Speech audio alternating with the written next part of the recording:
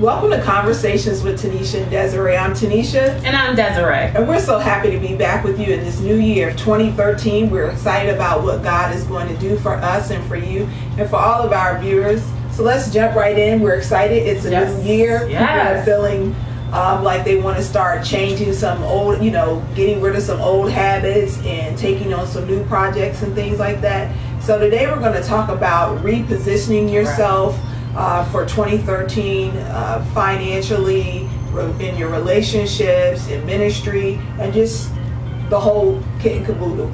So what we got going on? What we gonna do? And you're going to start with me. That's real good. It's important that I always start with you, Desiree, so that way I can continue to think about what it is I'm going to say. So 2013. First of all, I'm just Happy New Year, everyone. I'm just amazed at how fast 2012 went by. Yeah. But I guess in 2013, unlike most people, whenever we have a new year, what everyone likes to focus on is the fact that, I need to make resolutions. Right. But the good thing about God is He's not confined to a calendar. But since that's what we normally do, it's time to take stock of your life when we come to the close of any particular season, any year, any month, or whatever place in your life that you can feel is coming to an end. Right. It is particularly, important to go back and assess.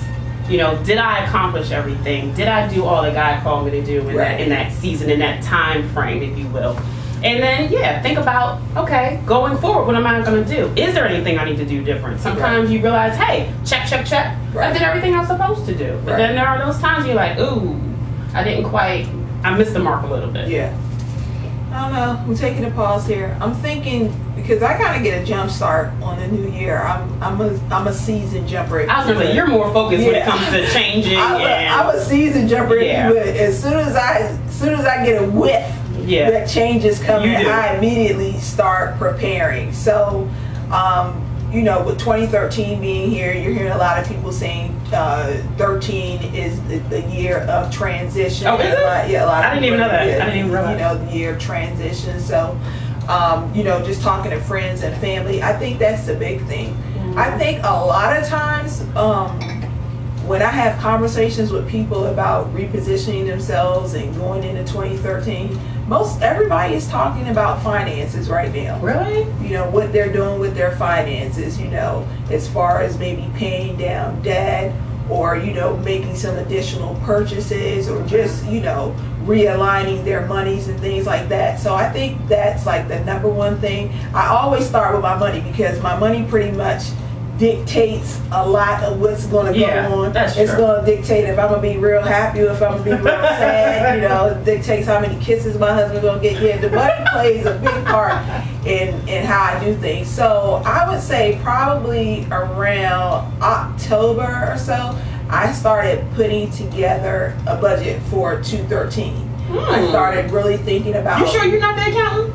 No, I did, but I started thinking about what projects I wanted to do, whether they be personal, as far as business and ministry, all these kind of things. And then I let that filtrate into, different areas. Once I put the budget together, then I'm like, okay, how is this going to impact my family? How is this going to impact ministry? How is this going to impact, business? So those are the things that I look at. And then I start setting goals for myself.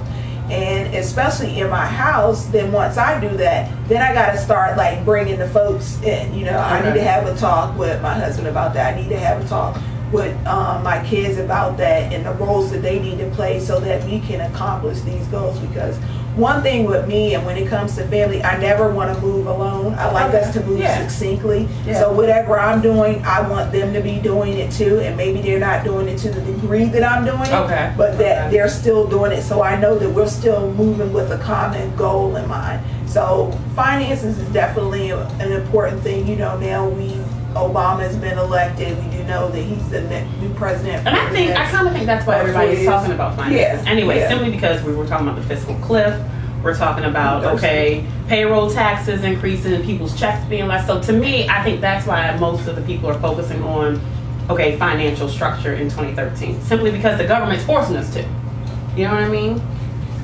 From a natural perspective, that's obviously, true, but for me, from a spiritual perspective, I feel, again, just what I said before, I feel like it just plays a vital role in everything that I do.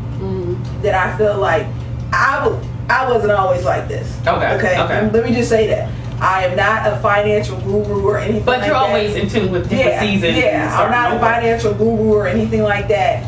But, you know, after trial and error and God showing me some different things, I'm just very vigilant about my finances and what I do with the resources that I have now. And I understand how the resources that I have, whether it's money, my time especially, and, you know, my gifts and talents, how important and vital those things are, and there's a limit to them. Sure. I don't have all that. I have time allotted. I don't have my gifts and my talents that I have are just not, you know, infinite. There's a limit to what I can do with them, so I have to be smart in the way that I use them. And, you know, me and you had a conversation about that the other day, you know, with our time. How are we spending our time? You know what I'm saying? You can't give all your time to the job or all your time to this. You know, there's some other things that you want to do, and there's some other experiences that you want to have. So you have to make sure that you're being responsible and wise with your time. So I'm not just talking about finances. I'm talking about me as a whole, you know, my health, everything. I gotta make sure I get my sleep. I gotta make sure I eat. God knows I need to lose 5 more pounds. Don't get started on that. But all of these things play a role in helping me be successful and helping me accomplish those things that God has for me to accomplish. So I take a very hard look at how I'm spending my time, where I'm spending my time, what am I doing with my gifts, what's going on with my money. You know what?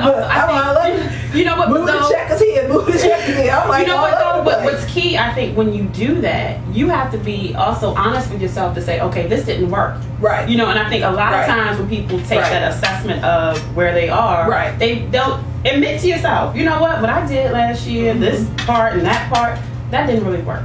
I didn't accomplish anything, and really I'm just spinning my wheels. And if I don't admit it to myself, then I can't do what I'm supposed to do, reposition myself. And I think about to reposition myself.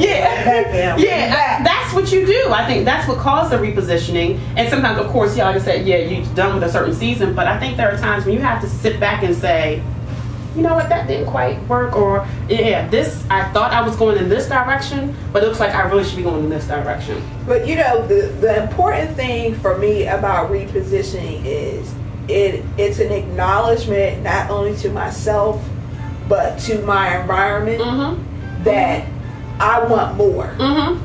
And a lot of times what happens is, like you said, people aren't satisfied with the progress or whatever that they made, or you know, they're kind of beaten and abused over decisions that they were made that didn't have that ideal outcome, and they just sit there. But when you say, you know what, I need to reposition myself, that says that, you know what, I still have faith that things can be better. I still have a desire to have more and want to do more. I still have something in me that's saying I can still make it to the end. So you make those adjustments. You need to constantly be making adjustments. I tell people all the time, you know, I just told my kids this, 2 weeks ago we had our little New Year meeting, and I was telling them, I said, if what you're doing is not a telltale sign of where you're going, then something is wrong. Absolutely. I mean, it should be no secret to you that I'm a nurse.